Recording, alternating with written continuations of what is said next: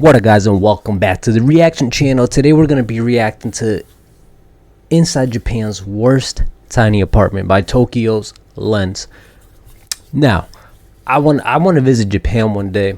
Hopefully I get an opportunity to do it. But yeah, let's see this apartment. Let's see how bad it is. If you want to see the original video, because remember, I am a reaction channel, Tokyo's Lens, he got it. This is Japan's craziest apartment, hands down. I usually like to jump right inside, but you have to see this building from the outside to truly appreciate it at scale. Because this here, that is the entire building. That's the whole What was the reason for the construction for this? thing. It is 5 floors of triangular goodness. It's essentially like living in a Toblerone bar. And just for a little bit of perspective, here is the width of the building's edge contrasted against me. It is quite a sight to see. Let's head inside and take a peek, because it's not just a triangle from the outside, and it has a handful of small problems aside from the shape that make it a massive challenge to live in. The area is beautiful, by the way. It's at this 5-point crossing in the Nerima area of Tokyo, but our first major Yo, bro, get in challenge every today angle. is going to be this stairwell. Aside from the lack of vertical clearance and proper width to be able to get through here, the stairs themselves are actually incredibly narrow and shallow, and I've got to hold on to this center pole basically the entire time I'm going up. Oh, cap, bro, you overweight, man. You definitely ain't fitting in there. Just for safety. And amazingly, every single unit here is occupied except for the one that we're checking out today. I have been waiting a year for this, and a real estate friend of mine who runs a YouTube channel of his own, I'll link it, hooked me up with the keys today. So Oh, huge word? gratitude. Okay, that's lit. Let's see how it look like. Wow. Okay, so there's just about enough space to take off my shoes there. It opens into a kitchen area, and I have questions about the shower area here. Mostly on account of this door height, but let's take a peek. So the door doesn't open. I close it. Okay. Close the door, and I. Bro, they look like not even a prison, bro. What was the reason to build this? Literally. Y'all just wasting space. Basically take up the entire space. That's actually not a bad shower space. It's pretty much got everything that you need. It's got a shower right here, and it's got a bath that I'm really wondering if I would even fit in. Okay, so curiosity's getting the better of me, and I have to know if I would fit in the bath, and that is actually not a bad bath. Bro, that's like some late night, 3 a.m. You just sitting in there, butt naked, and just like, why am I living in here? Why am I not doing what I want to do? I could do that. Do you think you could? The hermit I stayed with in the mountains had a smaller bath than this. Then he had an entire house to himself, and as an added bonus, you've got a window. Let the stench out. Then no matter how How do you get the camera out there? A bath with a window is always nice, and there's a little. Can you call this a kitchen space? Barely enough space to stand here, but you have a tiny sink with no counter, a single induction heater. This little fridge here, if you're lucky, might just be big enough to fit a single iPhone. It fits. We'll talk about this magical little device in a second, but the room itself. Wait, so that's the whole We room? need to get radical about what we are doing. My and take it goodness. seriously. As president and I don't care.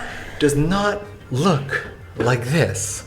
It doesn't look like this either, or this, or even this. And punching the lens in only makes it smaller and worse. The only way to really understand this place is to look at it from above. My hands can touch both sides. I have seen I'm not gonna lie, bro. The angles you getting is crazy. I like it. this place, but nothing compares to seeing this in person and just how tiny this room is. Bro, it kind of look like the area that I'm in right If I now. were to be in here wearing my backpack, or if there were a sofa, there would barely be enough space to fit one, maybe 2 more people. Let's, what are the measurements? Now the floor plan for this says that you're getting. Yeah, no lie though. I could live here. It doesn't look, as a single person, like I could live here. I mean, maybe one more room, but other 11 than that, square meters, but I'm wondering how much space do you really have?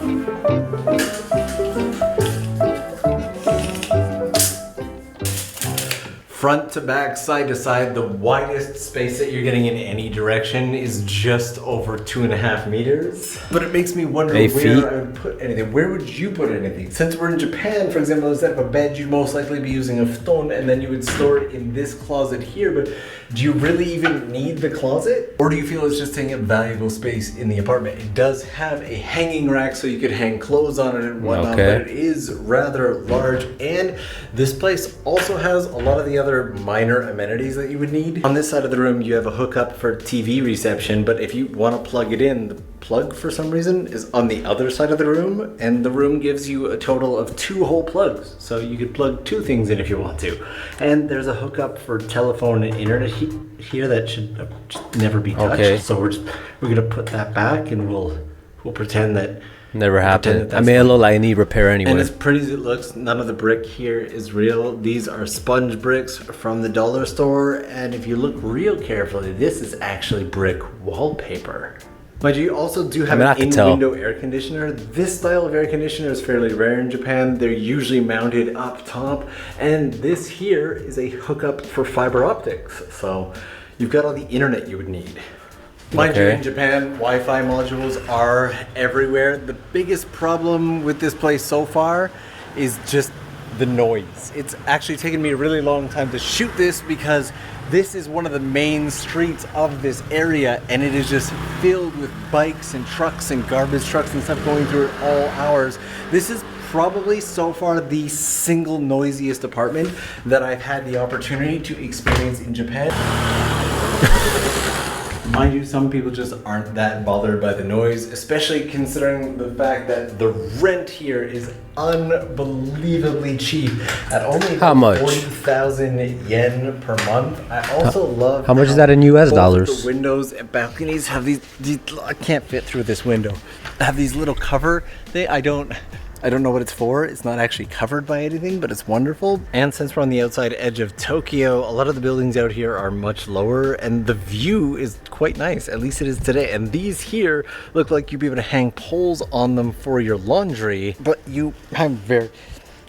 I'm very stuck. But you may have also noticed that there's no toilet inside. Stop exaggerating, bro. You can fit through there. Come on, man. I was actually warned, by the way, not to approach any of the residents of this building. We'll cover that in a second. Bro, I got the top floor. I wanted to show you this, which is apparently a portable washing machine, which can wash up to 1 t-shirt or 3 pairs of socks. Word? Maybe 4 if you're lucky.